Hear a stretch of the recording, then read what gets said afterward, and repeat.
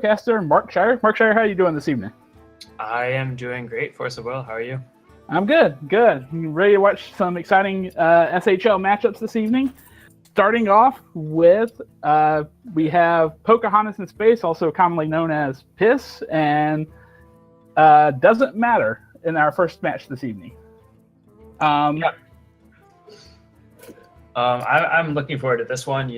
Pocahontas in Space, they won the championship last season, had a pretty dominating performance all season, to be honest. So they're definitely looking to take this matchup down. Doesn't Matter is a new team this season, so maybe a little bit more inexperienced. And Pocahontas in Space is already up 4-0 with one match being played. So GNetz is going to look to extend their lead tonight.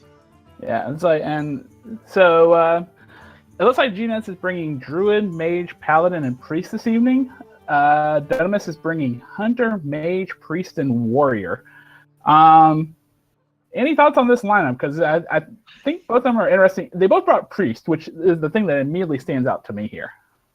Yeah, I'm really surprised by the Priest brings. It's definitely it's not one of the more popular brings, I would say. Druid, Mage, Paladin, Warrior, even Hunter, those are all pretty popular class brings. But to see Priest from both players is pretty surprising, and GNetz thought it was enough of a threat to even ban it. So the only Priest that we will see tonight, or possibly see tonight, is GNetz's. Correct, yes. And GNetz... GNetz has banned Dunamis' Priest, and Dunamis has banned GNetz's Druid, which I think is very interesting because I guess it depends on the type of builds that he's bringing, but with the Hunter still in play, if it's Jade Druid, it's not that big of a threat. If it's Aggro Druid, then I can sort of understand that band a little bit. But yeah, I would say that he's probably a little afraid of Jade Druid. It's generally good against most varieties of Mage, especially the Burn Mage that is really popular now. Yes. And also, if Dunamis wants to bring Taunt Warrior, he's going to want to ban that Jade Druid also. So I wouldn't be surprised to see him go with that lineup. Okay, so since we are going to see GNetz's Priest, any sort of prediction as to what that Priest is? Or it seems like from what I've been seeing between THL and SHL so far, is the Priest deck of choice is actually Silence Priest so far. Yeah, I would agree with that. I think Silence Priest, it's probably has the highest tier on Vicious Syndicate, and it's really a surprisingly strong deck. I don't think anyone saw that coming, but the power of Purify showed us all. Yeah, everybody was just saying how terrible Purify was for almost a year, and then they've come out now and, hey, it's an actual deck, not just a meme deck that you might see at like level 20 like it was before. Now it's a true, viable, I think, tier 2 deck according to Vicious Syndicate, if I remember correctly. Yeah, I'm pretty sure it's tier 2. Of course, there's also some other decks. There's Miracle Priest, that really just relies on Lyra the Sun Shard to get powerful turns through. And then there's also Dragon Priest, which is surprisingly stayed alive thanks to Draconite Operative. All right. But like we were saying, it's Silence Priest is usually the deck of choice. All right, well, it looks like they have gone into game now. So let the hunt begin. All right, so it looks like we've got... it looks like the Hunter is starting off against the Priest. And looking at the lineups here, it looks like just at least a standard mid-range start here for Dunamis. As of right now, I cannot see GNetz's cards. So if you can see GNetz's cards, you might be able to tell me a little more about what's going on there. Yeah, I can see GNetz's hand, and he does have a Silence and an Inner Fire in his hand. So this is indeed going to be Silence Priest coming from GNetz. Dunamis, though, going with the mid-range Hunter, I have to say that I favor the mid-range Hunter in this matchup, especially looking at Dunamis's curve already. He's got a really nice 1-2-3 going. He does, and it just got better too. So because he just picked up Direwolf Alpha. I am still trying to see GNetz. Let me Stop spectating. GNetz is gonna coin the Ancient Watcher out here. I really like this. He has the silence next turn, so why not just get it out now? He can go Northshire and Power Word Shield, probably Power Word Shield on the Ancient Watcher next turn. So this is fine. Dunamis, he doesn't want to play a Scavenging Hyena. I would think he doesn't want to play it now, but actually by sacking it in, he does get a 4/3 on the board, and Priest, of course, has a lot of difficulty dealing with 4 attack minions. Okay, there we go. Now I'm seeing everything here. So he has a couple options here, the way I look at it. He can't really bump it to make it live. Yeah, this is... He could. So he has an interesting option here on whether to silence and trade in, or if he's going to just go face here. I think he's just going to silence and trade in and develop the Northshire, which I think is fine. I think so. GNetz realizes that his win condition against Hunter isn't going to be to make these huge Ancient Watchers and humongous Razor Leaves that his opponent can't deal with it. He just needs to continually clear the board and just avoid dying. And Northshire is going to give him a lot of tempo here, especially with his Cabal Talon Priest. This is just so difficult for the Hunter to deal with. Absolutely. And he has an excellent turn 4 play here with Faceless Shambler. Yeah, this is great. Clears the Talon Priest off the board and gets 4 1/1s. And, these Silence Priest lists, they're not running Holy Nova. They're not running Dragonfire Potion. So if you go wide, there's really not that much you can, the Hunter can, or there's really not much the Priest can do to beat that. Let's see. Oh, it looks like he's picked up the Radiant Elemental here. And he went ahead and traded in one of them here. Oh, this could be bad. This could be really bad. Oh yeah. And he rolls the Leok. Yes. Massive amounts of damage will be incoming in a moment. And add in, just +1/+1 to a creature as well. And then, actually, he'll be able to clear the Cleric. He can honestly clear the 1/1 if he wants. Actually, he can get a full clear here if he really wants here. But yeah, just clear the entire board. I mean, why not? Yeah, there we go. Or even leave the 1/1 up. I guess that's fine. It's hard to get punished. I guess it depends on what he gets here. Yeah, none of those options are really great at the moment. Yeah. What does GNetz even pick here? Maybe. I hate to say it, Spirit? but I would hate to say it might be the Purify just for a card draw. But he's going to go with the Divine Spirit here. Well, okay, I see what he's going to do. All right, yeah. So no, that makes perfect sense. Yeah, Divine Spirit. The Acolyte, yeah. So this should guarantee at least 2 draws from the Acolyte, but Dunamis just has so much pressure on the board here. He does. He can push 9, 13. He has 17 on the board right now. Tundra Rhino or Hero Power is going to be 2 extra. Yeah, I don't see why not. He just...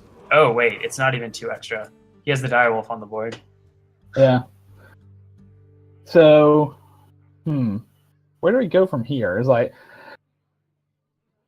I mean, GNetz has to draw. He has to find a way out of this, but I'm not seeing one unless he's running Dragonfire Potion. Well, okay, that might be interesting. He just picked up a Potion of Madness. So once he kills one of these things, he might be able to grab the other. No, actually, no. As long as the Leorc's living. Nope. There's nothing he's going to be able to grab. To make any of these minions to attack.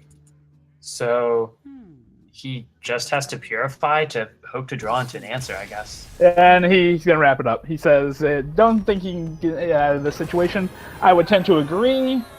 And so we have a win for Dunamis with the Hunter. Now, Dunamis, of course, will be staying on his Hunter. So the next question is, now that the Priest is gone and the Druid was banned, do you go with Mage or do you go with the Paladin?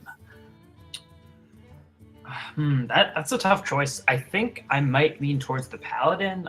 We don't know what kind of Paladin GNetz is running yet, but these control Paladin variants with a lot of healing and early taunts like Stonehill Defender and Wicker Flame, Burn Bristle, they can really do very well against Hunter. I would say Mage is maybe about 50-50 or maybe a little bit unfavored against Hunter. So I think I was going to agree with the Paladin, and it looks like the GNetz does agree with us on this one to go with the Paladin.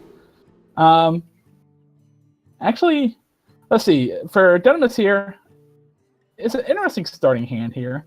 He's got at least one good 2-drop here with Kindly Grandmother. There are no pirates here, so no need for that Galaka Crawler at all. Wow. I'm surprised he kept the Galaka Crawler here. I'm not too surprised he kept the Galaka Crawler, just because the 2-mana 2/3 beast is still really strong to contest the early board, but I am sort of surprised he didn't keep the Kindly Grandmother.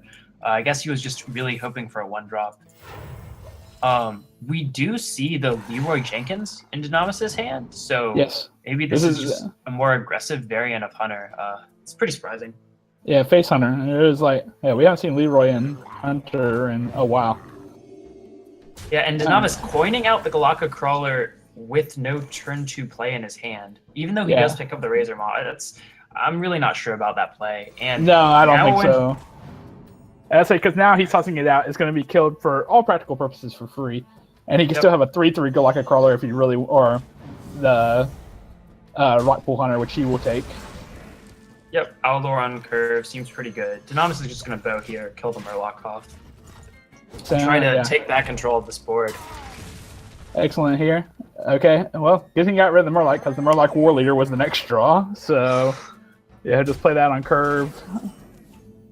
And Dunamis here, Companion is probably fine. At least you have a chance of sticking something on the board. Right. I would say if GNetz cannot remove this, then you just throw a 2/2 Tauntaun. Well, he's going to remove it with the weapon that he just drew. So. Yeah, if it did stick, he could have had a nice Houndmaster target, but True Silver top deck is going to make that not happen. Dunamis is in a rough spot now. He is. It's like he can get rid of that, but he's still going to have a weapon to deal with here. Now the Kindly Grandmother most likely will stick, which ensures a Houndmaster target for next turn. Yep. Stonehill's a pretty nice draw for GNetz. These are not great options though. Do you just take the Abomination? Abomination. Well, that's what I was going to say. Well, actually, I think I see what his plan is. Is like, assuming that nothing's going to leave the board this time, which I seriously doubt will.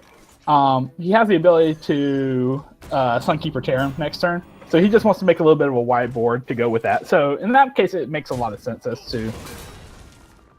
Yeah, no, I like the Gold Shire Footman. Actually, it fills out his curve pretty nicely.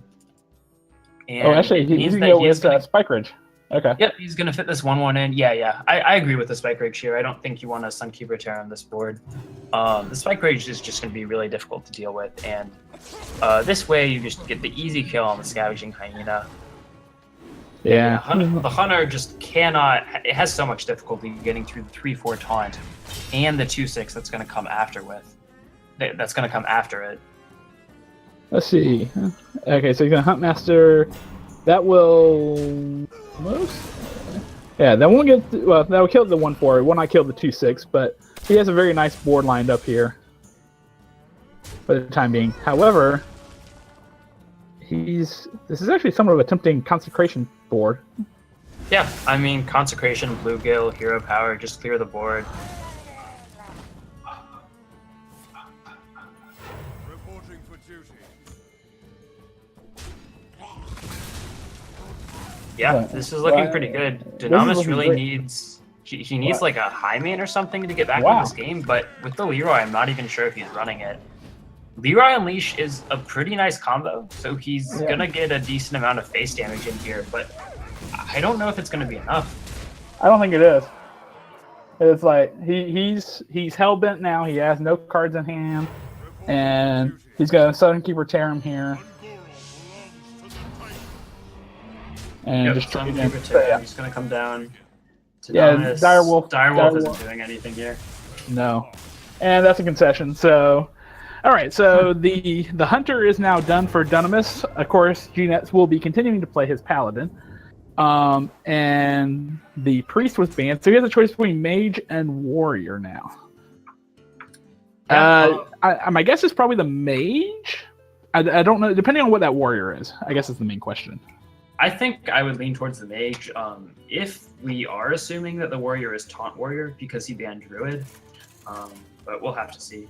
Both of these games have gone by very quickly. I think both players are playing really fast. They are playing really fast, incredibly fast, actually.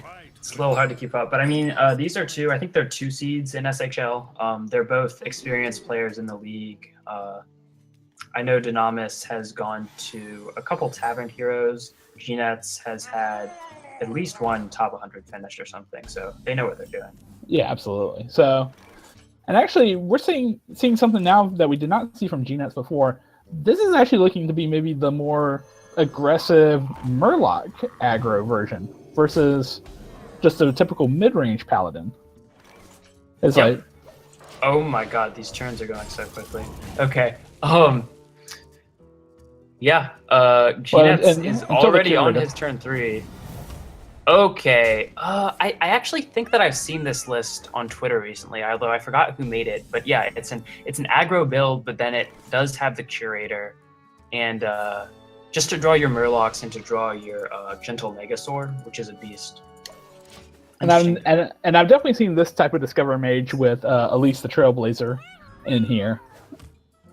So yep. It's definitely a mage deck that is looking to go even a little further than just the normal Discover Burn Mage likes to go. Yeah, that's pretty standard. Blood Mage is a nice pickup here. That'll be a board clear. Absolutely. Yeah, that'll be a nice board clear there. And he picks up a Pyroblast. And this is just an awkward turn for GNetz. All he can do is Hero Power Pass, really. Yeah. Yeah, next turn. If that, well, it's not going to live. He's going to Hero Power ping it down at the very least. Well, actually, I guess he's not. Nope. Okay. He wants to get the 5/5 on the board here, which is understandable, but it does play a little bit into Spike Rig Steed, because GNetz is now going to have that option. And without a Polymorph for Dunamis, this is going to be pretty difficult for him to get through. Yep.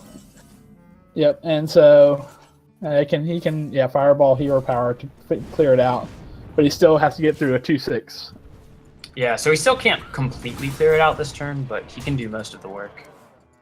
He hits in anyways, which is probably fine. This is Curator, so we should be seeing a Gentle Megasaur, Murloc, and no Primordial Drake. So this is definitely a little more aggressively curved than your typical mid-range. So Dunamis Fireball Ping just easily deals with the board, and really all he's looking to do here is just get that Medivh out on an empty board next turn. He can block and trade. I guess that's fine to use your mana for block here. The only other thing he has really right now is like Consecration for GNetz. So now what playing this Ice Block here does is it does make GNetz a little bit wary of playing Tyrion because there's a possibility it could be a mirror entity. Oh, and GNetz picked up the Eye for an Eye, which is actually an excellent pickup, especially considering that Dunamis is already at 14. So if he can ping off a few extra points of damage and Dunamis decides to aim that Power Blast to his face, it would come back at him very, very quickly. Yep, Eye for an Eye can definitely do a lot in these mage matchups. GNetz, for and quote-unquote aggro deck, has a lot of cards in his hands right now and a lot of options. He really doesn't have any good way to deal with this 7/7 right now outside of Sunkeeper Tarim, so I think that's what we're going to see. Yeah, and that seems like an excellent decision here. Just send a little Murloc in, and then send 3 to the face. So he's getting to the point here where... And the Pyroblast is in hand.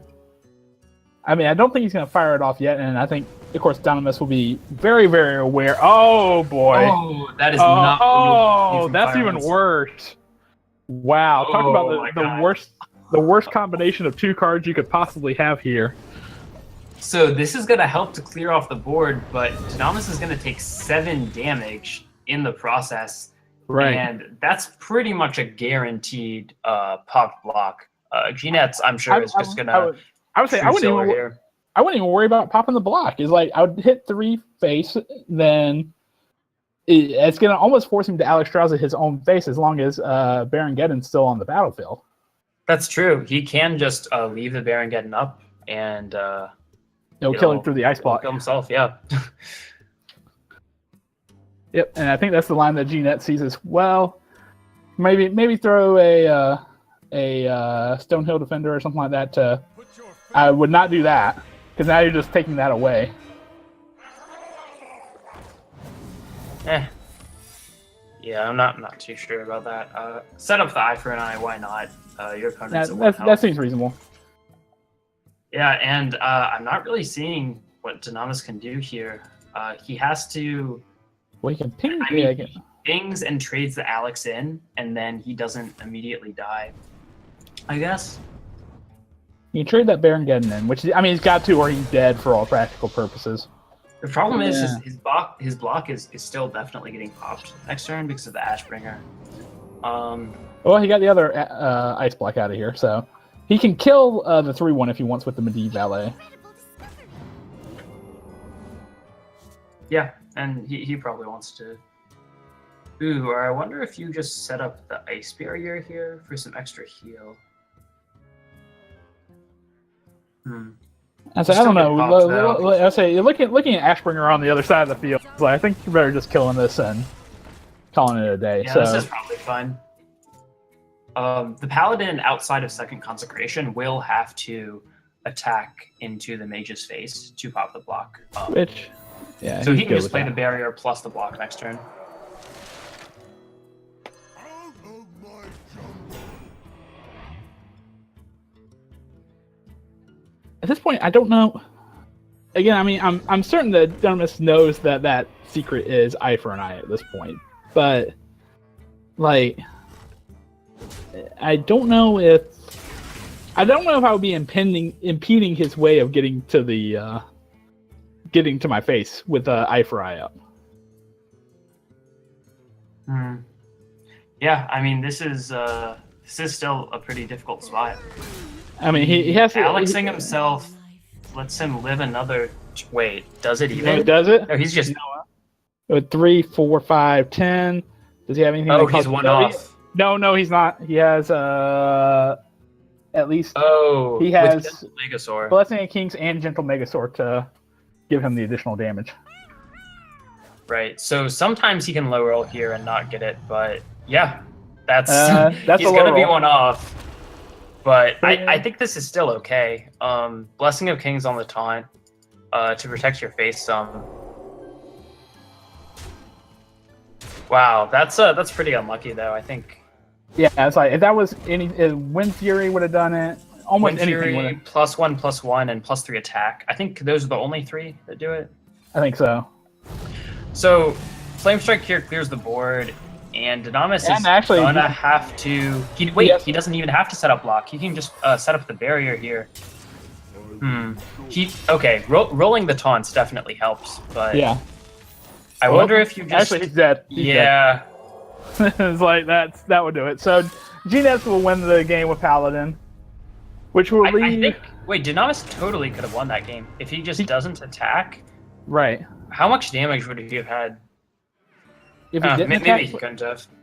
it's like, yeah, I think with his life down at 1 and with no way to gain life again, I That's- don't. never mind, I don't see a way out for him for that one. So, all right. So it's going to be GNetz's Paladin against Dunamis's Warrior. Yeah, so GNetz up 2-1 in the series. Or Yes. sorry. Yep, up 2-1. And this is a taunt warrior. Yeah. So it definitely explains the druid ban from.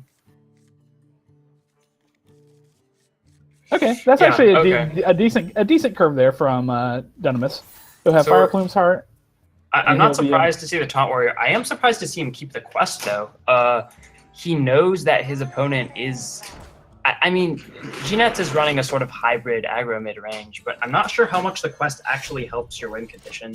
I feel like most of the time you just want to run them out of resources. I think so too. It's like, but at least the cards are smiling on him right now because he has a curve 3 taunt into a curve 4 taunt. So, and with Stonehill Defender, he might be able to pick up a turn 5 taunt. Yep, yeah, this is exactly the curve that Dunamis wants to see. I think he could play Acolyte here to try to draw some now, though, because he doesn't exactly need the taunt this turn, but he will opt for the Stonehill. And I I get think the you just Direhorn. take Direhorn. Yeah, fits the curve nicely. Kind of go from there. So His Cold Light Zero will come down, but it can't get through the Stonehill yet. no, it's not even worth attacking at this point. And And Dunamis agrees with, or GNetz agrees with that. He will be able to again kill the, which I think this is an excellent attack again. 3/4 is not 3/4 is not getting through this board at the moment. So, and yeah, I think this is fine. Going into the Gentle Megasaur turn, you just looks off of the board as possible. Ooh, that's an interesting option. Wind Fury, but no, he's going to go with the Living Spores. Wind Fury and Poisonous would both get through the Stonehill immediately, but the Living Spores does give makes your board a little bit more sticky for some of the board clears that can come up from the warrior, like Brawl or Sleep with the Fishes. So I'm about to say, I think that's fine. And on top of that, he is holding Sunkeeper Tarum, so even if the Murloc dies, by chance he'll probably have 2 3/3s before all is said and done. Yep, probably. True Silver will let GNetz get through this taunt, and I think he probably just wants to set up the Getaway Kodo just to get the mana in, because you know you're most likely going to be playing Sunkeeper Tarum or Spike Ridge Chief next turn. But the chances are, he's probably not going to be able to clear this out this turn, so yeah. And GNetz can just like double hit and Sunkeeper get 2 3/3s. Yeah, that's kind of what I was thinking was. Okay, he's going to go Spike Ridge Steed. I don't know if I mean, yeah, it clears it. Yes, it leaves him with a 5/5 taunt, which next turn should become a 6/6 taunt because he's holding the Rock Pool Hunter. He's getting a little bit greedy with the Sunkeeper Tarum, which I think is fine in this matchup. You know your opponent is going to have a lot of high health taunts, so being able to turn them into 3/3s is pretty valuable down the line. Yeah, you take the Tyrion here. That's an excellent pickup, and Rock Pool is going to give GNetz an easy trade into this Bloodhoof Brave. I say, well, the other card that he drew for turn is Finja, so we could see a very interesting Finja turn coming up in the near future. But honestly, right now on this board, I don't even know if I would play it. Yeah, Slam from Dunamis, I think that's a card that you really don't see that often in Taunt Warrior decks. No, that's actually a rarity. And I think he's slamming the Rock Pool, hoping to draw a Whirlwind or a Ravaging Pool, but he doesn't get it. And, Dunamis, he doesn't have his Brawl, he doesn't have his Sleep with the Fishes. It's going to be very difficult for him to deal with this board. It's sort of spiraling out of control. It is. It's like he does have the Primordial Drake, at least. So next turn, he'll be able to at least clear off some portion of this board. Right. Primordial Drake can be a good option. It only deals 2 damage to all minions. That's usually enough to deal with Murloc Paladin boards. But we see that GNetz has a lot of these high health threats in his hand, like Tyrion and Sunkeeper Tarum. And the 3/3s that the Sunkeeper Tarum generates, Primordial Drake can't deal with those. No. And that's exactly what we're going to see here, is a 3/3 come down. Yeah, and this is insane. Yeah, this is going to be excellent for GNetz. Dunamis really needs to draw Brawl, and there it is. All right, so I think in this case, you have to Dirty Rat Brawl to clear this board Absolutely. And he does complete the quest here, so I think we're actually going to see the Sulfuras get played this game, which is pretty surprising. It's not something that's that common for the matchup, but keeping it actually does work out for Dunamis, I think. And okay, so 3/7 and 2 1/1s. I think and get away. What will he get away, Kodo? Okay, that's right. The Murloc. Just look at what happens with this Brawl. GNetz is still left with a 3/7, a 2/6, 2 1/1s, and a 5/3 weapon. I mean, this is still looking really good for GNetz. It still looks excellent for GNetz. It's like, I mean, he can Blessing and set up a Finja if he really wants here. Yep, he could. He decides to hold on to the Finja. Maybe he wants to reload in case there's a second Brawl. I mean, there's probably a second Brawl. The question is, will he get to it before... Okay, so I know you mentioned before about Sulfuras being... Well, there we go. There's another one. Okay, yeah, Brawl is drawn. So I would say, I hate to say it, I think you have to throw out the Acolyte of Pain just in case to give yourself a shot at clearing the board here. I think I would prefer to go Brawl and then play the Alley Armorsmith afterwards, and then you just have to hope that like one of the 1/1s or maybe the 2/6 lives. It is a 1/1. It's gonna be the 5/5. Actually, yeah, you gotta test that Alley Armorsmith out now. But Dunamis is still alive for 1 turn. Yes. And he's gonna gain 4 armor off of this. GNetz is gonna have to put his weapon and the 5/5 into the Armorsmith. Now the real question after this turn, I think, comes up. Do you equip Sulfurous? Because I think right now you're at an incredibly low life total. I don't think you can actually equip Sulfurous yet. I think the armor you gain, I think, is better than. Yeah, I'm. Oh, okay, he's going for it. Like, you are at a low life total, but he's in such a bad spot here. His best chance of winning the game is just hitting this 1 in 4 on the Finja, I think. Well, 1 in 3, because he'll probably clear out the. I'm assuming he'll clear out the 1/1. Okay, yeah, he is gonna attack first, which makes sense. So no, I actually do like. Oh wow, yeah, but I think let's see. It's not lethal yet, but That's still 2 off, and he does have the Primordial Drake coming down next turn. But there are no Brawls left in his deck. He's used both of them, so GNetz is free to go as all in as he wants. Right. I mean, he doesn't even care about getting value off of Finja at this point. That's true. Yeah, it's like it makes it weak to 2nd execute, but yeah, I don't think you care about that. Just get the 3 damage in. Well, that's a 6/9, but. And what does Dunamis need? He needed that in his first draw. If he had gotten that 1 turn earlier, he can still, if he hero powers and hits one of the 3 attack minions and plays Direhorn, he'll be alive. He is alive. Barely, I think. Actually, if it just doesn't hit a 1/1, I think he's not dead, if I did the math right on that. He hits in first, which is fine. And he hits Finja. Hitting the Finja's good. 3/2. Okay, so. That's lethal. Yep, that is lethal. That will do it. Bluegill is going to do it. GNetz is going to take the series 3-1, and he's going to extend Pocahontas in Space's lead in the series. Yep. Is he just waiting for a concession, or is he just trying to make sure he's? I'm assuming he's making sure he's counting this right and make sure that he does this in the right order. I think pretty much any order this will actually work, as long as he doesn't. As long as he hits the 3/4 into it, then yeah, he's good. Oh, wait a second. Was that lethal anyways without the bluegill? Oh yeah, we counted that. Yeah, it was. All right, so that was GNetz 3-1 over Dunamis. So now we are getting ready for our second match of the evening, which is D Lineman versus Top Hat Demon. And I'll tell you, I have a fight or horse in this run, or I'm mixing my metaphors here, but D Lineman is a member of Team Black Lotus, which is my team. And he is in a very, very, very tough circumstance at this point. Currently, the score sits Team Black Lotus, 8 points. Explosive Sheep, 12 points.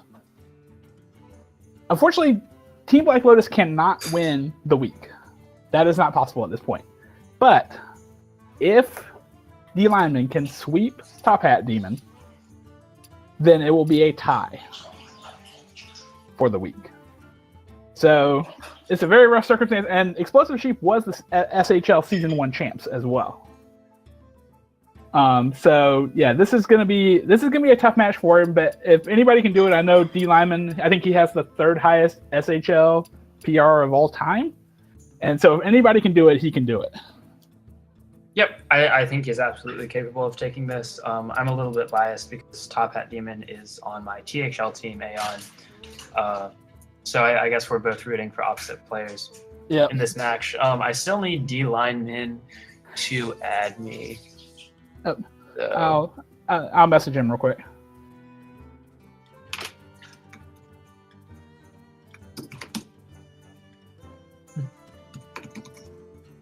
To spectate.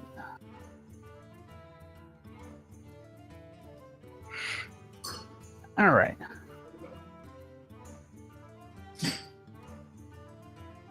All right. So it looks like they are in the challenge menu right now, which means we are currently waiting on bans from them. So looking at their lineups this week, it appears D-Line is going to be Druid, Mage, Paladin, Warrior, and Top Hat Demon is Druid, Mage, Rogue, Warrior. If I'm taking a guess here, and I'm not 100% certain, I believe D-Lineman will probably ban the Druid. And I think Top Hat Demon should probably ban the Druid as well. Though I don't know. Well, actually, he might ban the Warrior. Because if that Rogue is Quest Rogue, Warrior might be a little bit tough for it. Warrior sort of makes sense. I can see him banning the Warrior if it is Taunt Warrior. Top Hat Demon might be going with up here. He's definitely capable of bringing like Aggro Druid, Pirate Warrior, and then the Rogue is most likely going to be Quest Rogue, although we have been seeing Marival recently in some THL streams.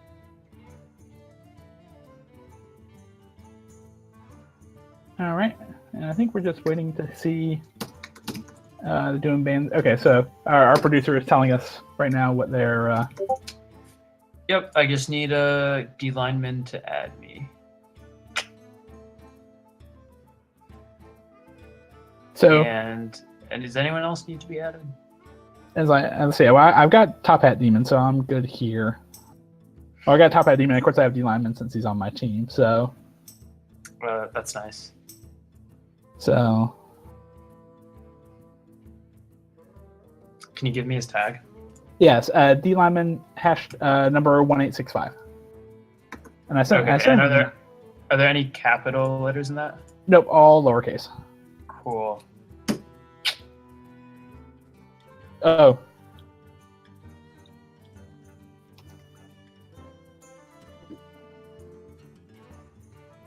Okay, so we're getting word that D-Lineman did in fact ban Druid and Top Hat banned Paladin.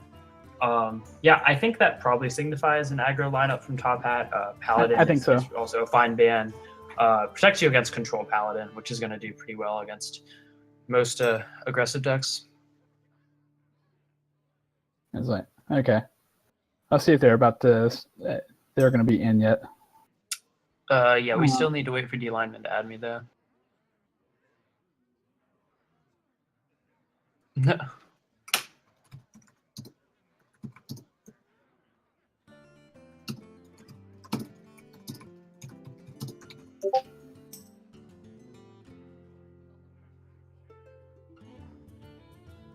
All right. I'm just waiting to see them go into the match here. So, all right. So yeah, Druid and Paladin, man. I think that means then yes, this is a.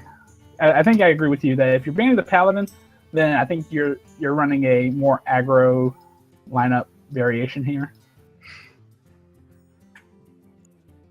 Yeah, I wouldn't be surprised to see this. And this Druid ban, I mean, Druid is just always generally a good ban because both Aggro Druid and Jade Druid are very strong. So it's hard to predict D-Lineman's lineup, though. I'm about to say, if I know, because I believe he was on Friday night for THL, and I believe his warrior then was a taunt warrior, if I remember correctly. So I think that even makes more sense for the Druid matchup. Yeah, I probably agree with that. Or Druid ban, I should say.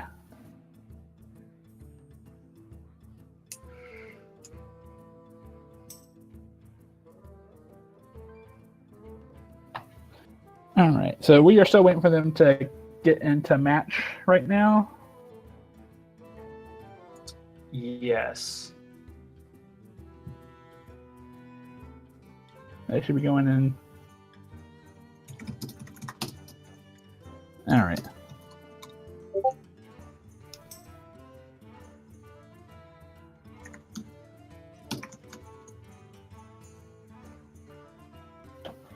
Yeah, they should be good to go now. Okay.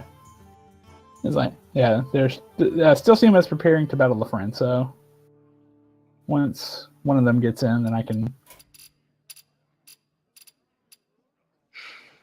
go ahead and set this, or go ahead and get in. But what anyway. do you think that they'll queue first? What do you think we'll see as the first matchup here? Because queue order is actually pretty important in SHL. I would say it's like, I mean, it's kind of hard since I'm seeing everything from the side of Team Black Lotus.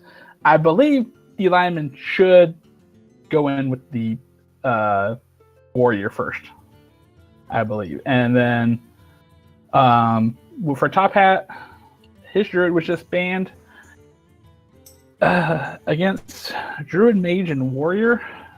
Honestly, we might see a dual warrior match here. Oh, so this is actually okay. I'm in now. We're actually going to see mage mirror here. Mage mirror. Top Hat is on what appears to be Burn Mage, and D lineman that also looks like Burn Mage. So yeah, this is going to be really interesting. Yep. All right. So Top Hat Demon, I think he just wants to throw all of this back. Really, you're just looking for your early game and your Arcanologist, maybe a Frostbolt or even an Arcane Intellect. Those are also good. And as for D lineman, actually, this I would definitely throw it in the Mediz Valet. The other two I can make arguments to keep. Yeah, Arcane Intellect can be sort of slow, but I think there's definitely an argument to keep it in the mirror. You really do need draw and value to win this matchup. All right. For some reason, I am not seeing Top Hat Demon's hand again. So let me try to exit again and see if I can see it. So Top Hat Demon does have 2 Mana Worms, so he's going to go ahead and coin out both of those. Why not? Why not just get them on the board? You have Frostbolt in hand, which is great, and Cabal Courier to follow that up. D lineman doesn't have a Frostbolt in hand right now. He's just going to be forced to Arcanologist here and push with the Babbling Book and not deal with any of these Mana Worms.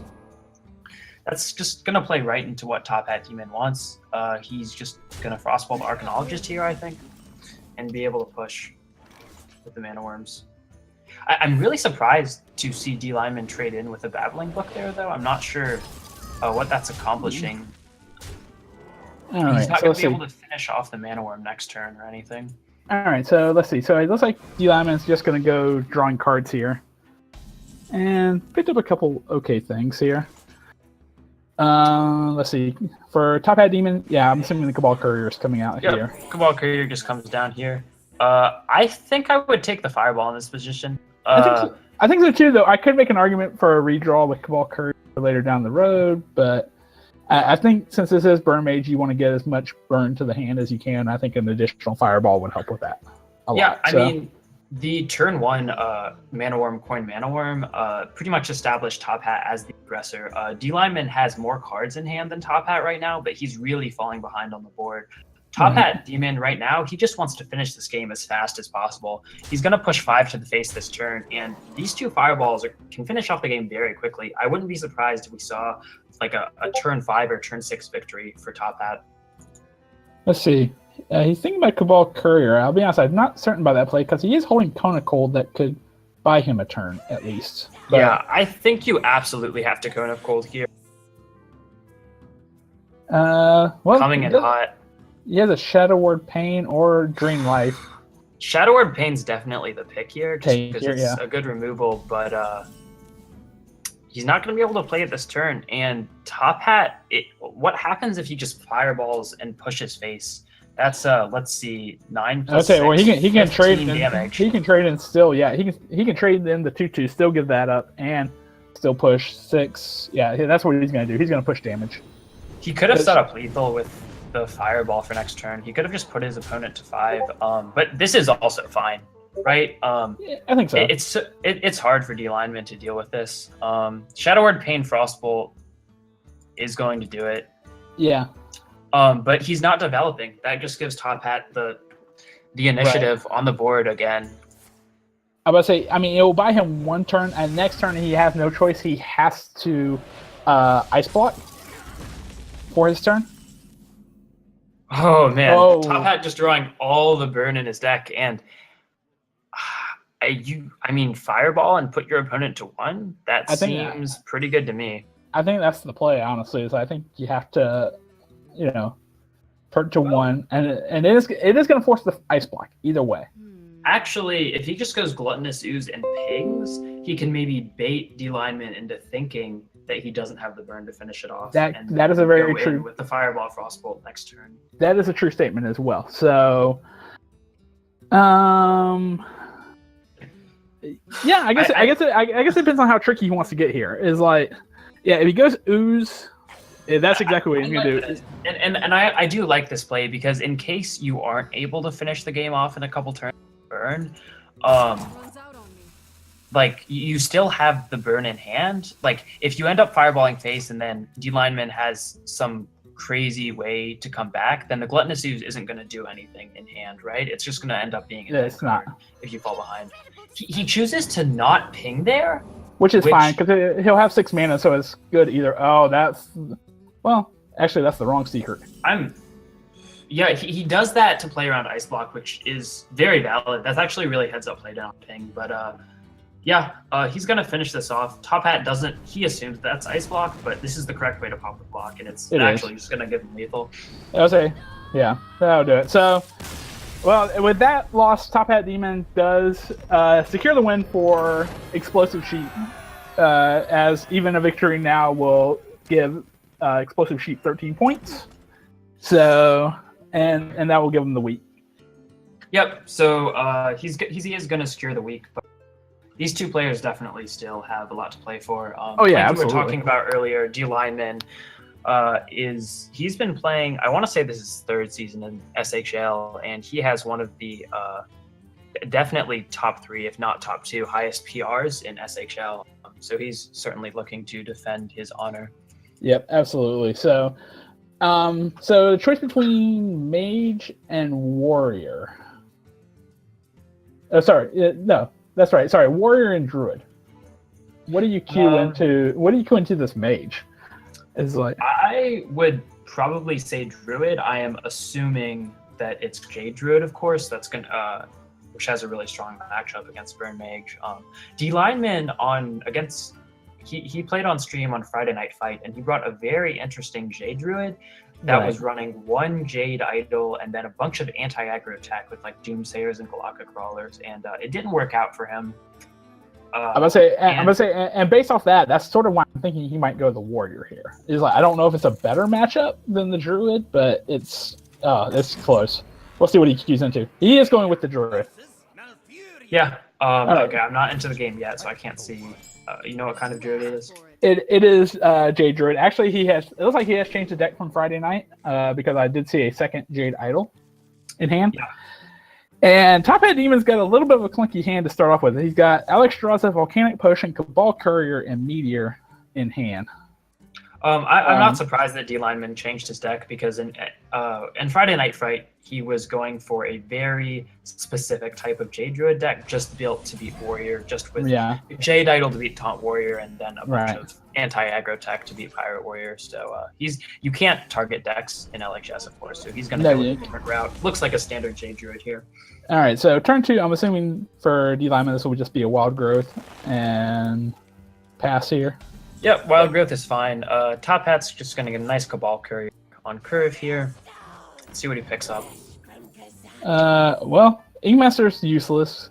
Probably Cabal Chemist, I think, out of the 3 of these are probably the best, because Pint-Sized Potion, I don't think be that. Yeah. Cabal Chemist probably gives the most value, and it is also just a play on 4 mana, so I think it's fine here. All right, so he has a couple options here. I think he's probably going to innervate out that Jade Behemoth. But he could coin Nourish as well. Certainly a valid play. Innervate Jade Behemoth plays a little bit hard into 5. So he might not want to do that. But then again, Fandral is also weak to Fireball. So, yeah. It's probably better to get the Behemoth out. You'd rather let your Behemoth get... I'm about to say, honestly, at this point, if I'm holding Fandral and Nourish in the same hand, I'm not playing that Nourish, or I'm not playing those 2 until turn 9. Just to be safe, and that way you get the most value out of it, and you're drawing cards if possible. Sometimes, sort of, but if you hold it until turn 9, you're not. Yeah, right? correct. Yeah, no. All right, so yeah, he's gonna nourish. So he just here. nourishes now, which is fine, right? You have the board, so you may as well just refill your hand here. All right, and so yeah, he's got 2 Wraths, a Feral Rage, the Drake is in hand. So yeah, actually he'll clear the board here pretty nicely. The potion we forgot to mention was Fellfire potion that he got off of this. Yeah, which that's is gonna good against come in Drake. really handy down the line. Yeah. Yeah, it's like, yeah, his next Jade will be 3/3. So literally the next 3 Jades that he plays will be all killed by that Fellfire potion. I think Arcane Intellect's probably the pick here. You can fit it in with your curve at Crossbolt. I think so there too. There is some merit to Shatter, I guess, if you're thinking about really big Jades down the line. But I'd just take the AI here. And I'm surprised to see that he's not playing it because he doesn't even overdraw. So I'm not sure what he's saving that for, really. All right, so it looks like this turn may be a Jade Spirit, and I'm not certain what else. Oh, he's just gonna Hero Power go face. All right, so get a little armor, get a little damage, and so. Yep, this is fine. He just keeps his board control and develop. So honestly, yeah, I'm thinking Courier, and let's see what he gets. Well, that Kieran Tor Mage is interesting if he had a secret in hand, but the problem is he doesn't have a secret in hand. Yeah, he might want to take Soulfire here as removal, but Medivh and Alexstrasza are 2 cards that are very important to his win condition here, so he might not want to take the risk of discarding them. I mean, honestly, really just not great picks here. Honestly, I might just take the Kieran Tor Mage and drop it now. It's just a tempo play. It's like yeah, I think that's also fine. He takes the silence. I wonder what he's trying to hit with that. I mean, Fandral would be a nice hit off of it, and if he has a taunt in the way, possibly like the Primordial Drake might be an option as well. Yeah, pretty interesting choice, honestly. And then he chooses to Arcane Intellect now rather than doing it last turn. I'm still not sure why he held it there. And all you can do now is just ping. Actually, you know what? I thought of another good reason for him to go ahead and take the silence. Aya Blightpaw. That's actually a good point. That is an excellent target for this. So yeah, that's pretty fair. D-Lineman, Fandral Wrath is really strong here. He plays around Meteor. And he gets the Jade Idol, so he gets to shuffle in some more Jade Idol cards and gets this. Unfortunately for him, and he doesn't know this, the Fellfire Potion is in hand, and this is just about as clean of a board clear as you can possibly get. Yeah, I don't see why Top Hat isn't Fellfiring here. It's really strong. And D-Lineman's hand is actually not that great unless he picks up a Jade card for next turn. Which he's just playing Primordial Drake on an empty board, and it is a 4/8, which is pretty strong. But his hand is just all spells, all removal. Honestly, I think for Top Hat, this is a Medivh turn, setting up Meteor next turn. He's got a 6 drop, 7 drop, 7 drop in hand. So he's going to get some nice value off this as long. Oh wait, actually, I believe. No, he's not. I forgot. D-Lineman's holding Gluttonous Ooze, so this will be just destroyed right away. Yeah, I mean, you can't really play around it. You still have to play the Medivh. Yeah. Yeah, that is definitely a game changer for D-Lineman here. That Gluttonous Ooze is just going to take away all that value. The 7/7 is going to stick on the board, but it can be dealt with pretty easily. I think he can kill it with the Wrath here. If he takes 3, does 3, he can. Right. So the downside of this play is that you now can't cycle with your Wrath. Cycle is very important for Jade Druid to do in this matchup. It is. But, he sees that keeping the Feral Rage for armor and not taking 7 is more important. And I do agree with that. All right, so he's gonna make a 5/5. Ooh, and D-Lineman is going to fail to play around Meteor here. You can't change the positioning of the Jade Idol, of course. That's always going to spawn on the right here. But he could have played his Gluttonous Ooze not in on the left. So yeah. Meteor. Do you Volcanic Potion here, actually? I don't know. I'm trying to think. Well, he has Frostbolt in hand. I would almost. Well, Frostbolt can go face. Honestly, I'm really not sure about that. That's lethal. Let's see, 5. Yeah, that is lethal. Yeah, he should have Fellfire, or he should have a Volcanic Potion this turn, but he is going to. Sort of a blunder from Top Hat there. Yeah, I don't think Shigma would have made that. Yeah, he could have cleared the 5-2 off, and gets punished for it.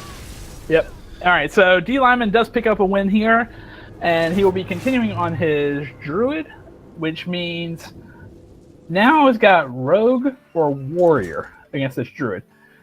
If that Warrior is Taunt Warrior, I am avoiding that like the plague right now. So I would be coming in with Rogue if that's what you're playing against. Oh yeah, I think you absolutely.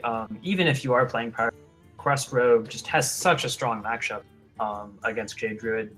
So yeah, I have no doubt that Top Hat Demon will cue the Rogue here. Quest Rogue, I'm interested. What do you think about that deck? It's definitely one of the more controversial decks at the moment. Some people think it's completely broken. Others think it's just like tier 3 trash. I would say I think it's meta warping, and I think that's where the issue comes into play. Is it a great deck? No, but I think almost all the decks have to be built around the fact that you have to take into account Quest Rogue. So it makes it into a very difficult situation overall. I mean, it's still a good deck. I don't know if it's something that I would bring to THL or SHL, especially not because it's a deck that can be so easily targeted. The second I see that, I'm bringing it. If you bring Rogue right now and line up in either format, I'm bringing Pirate Warrior because I know it doesn't matter if it's Quest or Miracle. I'm just going to run it down. Absolutely, but, I do think there's a little bit more merit to bringing it in SHL because you can't really target in SHL, right?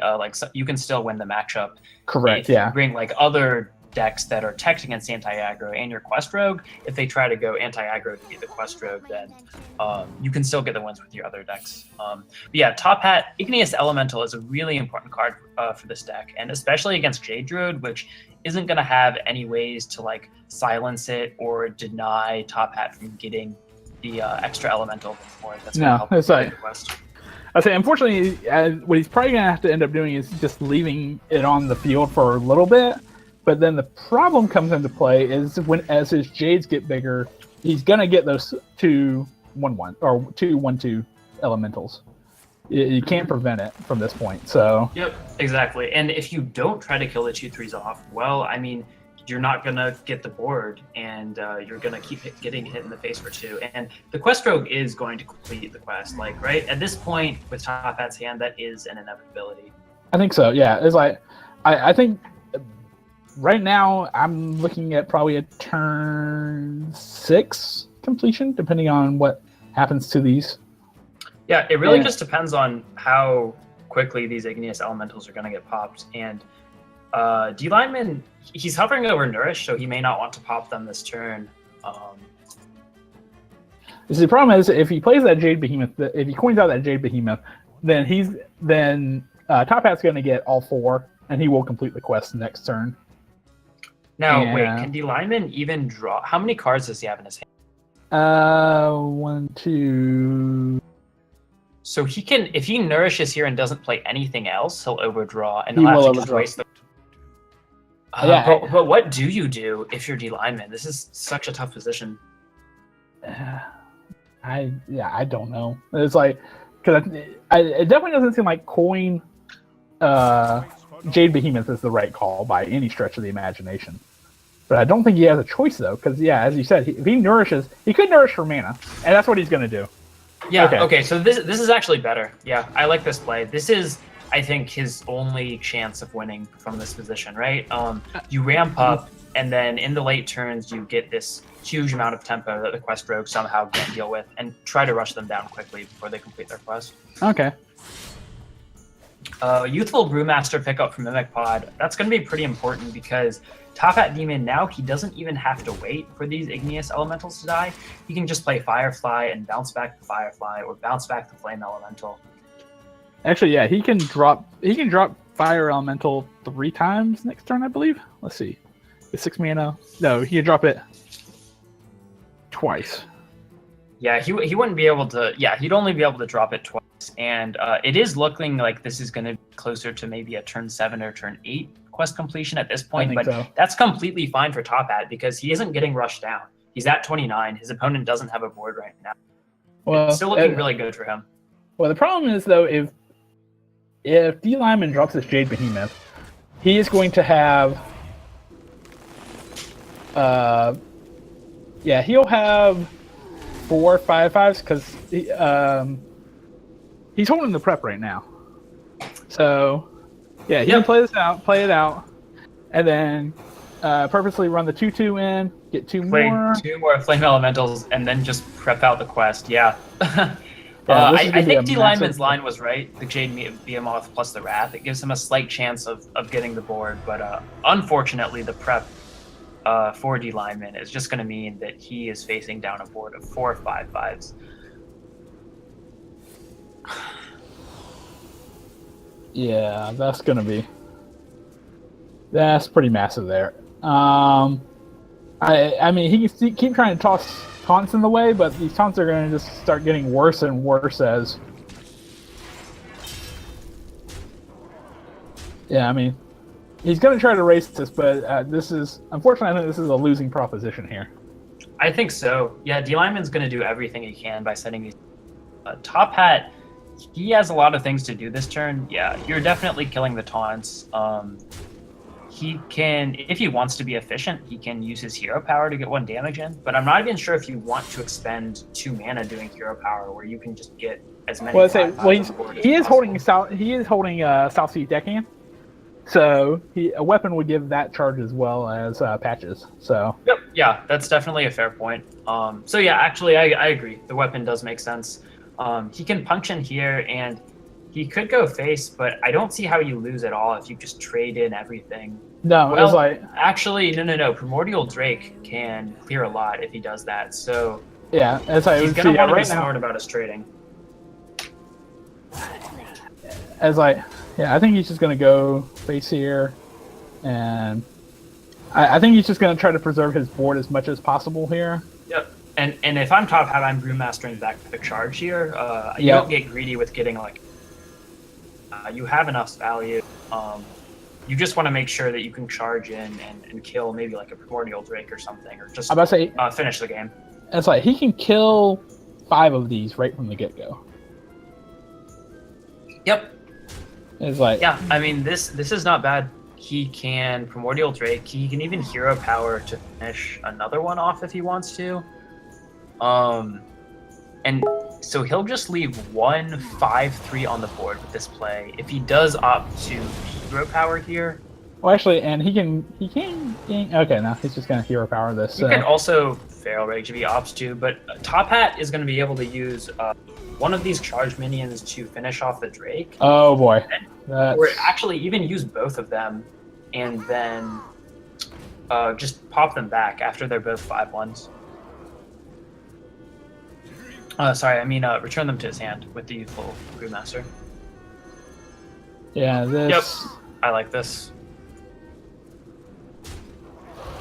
And, oh yeah, this is just lethal. Yeah, it is a game, yeah. This would be well over. Yep, correct ordering from Top Hat Demon. He gets the job done with Quest Rogue and is going to go up 2-1 in this. So yep. D-Lineman is going to have to win the rest of his games with his warrior to win the series. Which is like, I guess it depends on the type of warrior. He's, of course, hoping it's Pirate Warrior, but I have a feeling that's probably not the case. It's like, if it's Pirate Warrior, he'll at least get past the Rogue, but then he has to deal with the Warrior of Top Hat Demon. Yeah, I think a lot might of be this, Pirate Warrior as well. Like, this series really just comes down to what variants of Warrior are both players running, really. D-Lineman... Oh. Wait, I'm pretty sure... Oh, this is Pirate Warrior. Whoa, Top Hat miscued, so... So this is the final match then, isn't it? Because it's like, only one person will...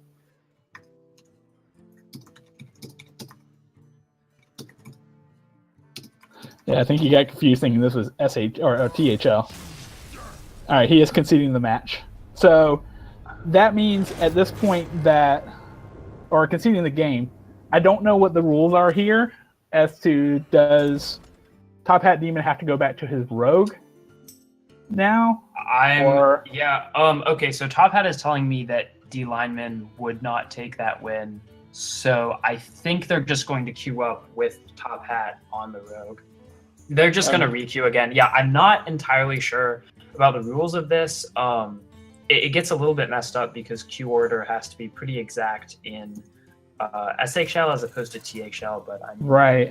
D Lyman being an upstanding guy there, just refusing to take the free win if that was the case, and just wants the match to play out as if the mistake didn't happen. Props to Let's say him. what the good news is, and we saw this before the miscue anyway, was D Lyman is on Pirate Warrior. Yeah. So this is an excellent matchup for D Lyman. He should be able to race down this Rogue pretty well here. Yep, Pirate Warrior is pretty good, but if there's any hand that can beat it, it's this from Top Hat. He already has 3 bounce effects, so he really just needs to pick up any cheap minion. Maybe if he's running Wisps, he could complete the Wisps very quickly.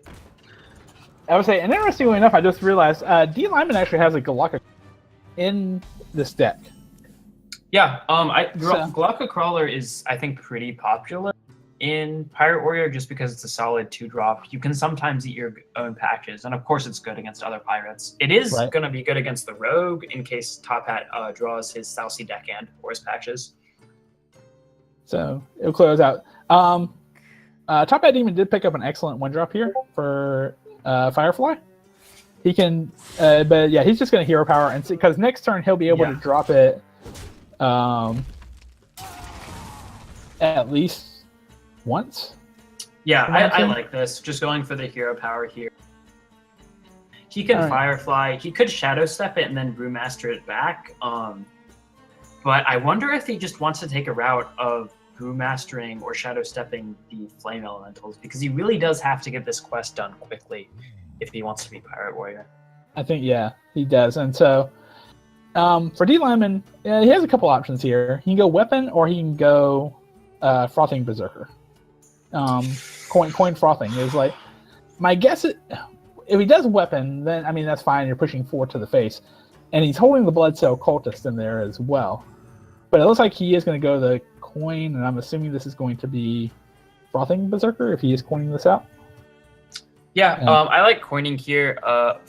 Galactic Crawler is actually not great just because it is a 3/4, but you're sort of giving up on going wide, which is really important against a deck that's running a lot of cheap minions. But at the same time, Top Hat has the weapon up. The 1/1 is probably just going to die.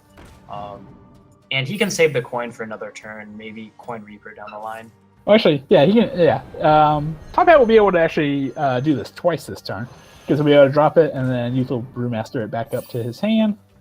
So he will be halfway to completing his quest here. Yep. Now, this turn, I think it has to be Weapon. Oh, wow. Actually, he's going to have to sequence this correctly, too, because, yeah, do Enzos first and then switch over to Fiery War Axe. Yeah. Yep. He could also choose to buff up his... Oh, yeah, actually, yeah. Nope, that'll work. And just play the... Yeah, he'll coin out Frothing Berserker and then... this makes sense. No, this is definitely better. Yeah, this way you don't sacrifice any of the health on your minions on the board. This is just the biggest board possible. I was going to say, and it's a 3/4, and then... Oh, well, hello, Bluefin Tide Hunter. So that will be a road bump if he decides he wants to play that. Yep, if Top Hat can get to completing the quest of 5/5 taunt, can definitely get in the way of what D Lyman's about to do. And he does complete the quest now, but he just has no way to deal with this Pirate Warrior's board. All he can do is kill the Nazos first Madoff. And unless Top Hat picks up a prep next turn, this is going to be pretty difficult for him to win, I think. I would say, I think if I'm D Lyman here, I put my weapon into the Brewmaster. I use one of the 2 creatures to kill the 1/2, and just make sure, yeah, you can play the Crystal Core next turn, but that's all you're going to be able to do unless you pick up a prep. Yep. Well, actually, I guess you could drop a Wisp. Wisp is nice. It's a good pickup that lets him contest the board. But this is a lot of damage that he's facing down. Let's see. D Lyman has he has 13, an Arcanine. If I'm counting that right. If he wants to Corcoran, that would be 17. So I think he's 2 off this turn. Actually, I'm seeing 16 if he switches his weapon, but I don't know if he wants to switch his weapon yet. Right. He could also just get the Reaper on the board, and that would be one less. This But I is think going to be... Corcoran will be the maximum amount of damage to Top Hat's face if he chooses to ignore the 5/5, and I think that you do at this point. You can lose if Top Hat has like 4 charge minions, but I don't really think you can afford to play around that at this point. I don't think you can. Yeah, I think. I'm about to say. I mean, chances are next turn, either way, he's going to have to switch out his weapon, just because the Bluefin Tidehunter is going to be bringing a 5/5 ooze, and he'll need to get past that. Yeah, Top Hat, he needs to pick up, I think he really needs to pick up like a Shadow Step or a Magnificent Ferryman or something to maybe bounce this Vilepin back and get another. Okay, he's switching. So he's D-Lineman does go for the Reaper. And why did he traded both of his minions in? Oh, that can't be right. well, it does pretty meant 5, but the problem Puts is him at 5, but now he won't have lethal next turn. Bilefin with the taunt, and then Stone Tusk into the 9/4. He's gonna be might 1 have been damage off lethal unless he picks something up here. Job's done. Yeah, I definitely do not agree with this. Oh, and that's not going to be enough. I don't see a way out of it for D-Lineman on this one. I don't either. Wait, if he armors up... No, he's still dead to hero power. Yeah, I don't see a way through this. Like,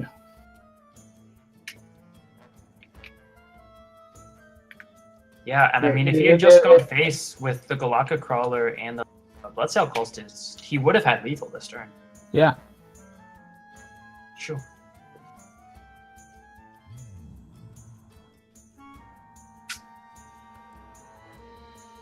D-Lineman's gonna I'm trying to see try if to there's find any any way.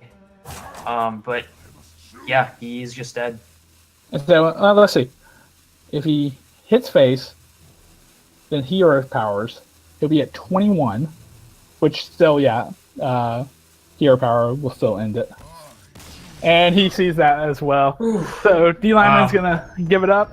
Unfortunately, D-Lineman will lose this 3-1, but Top Hat Demon will.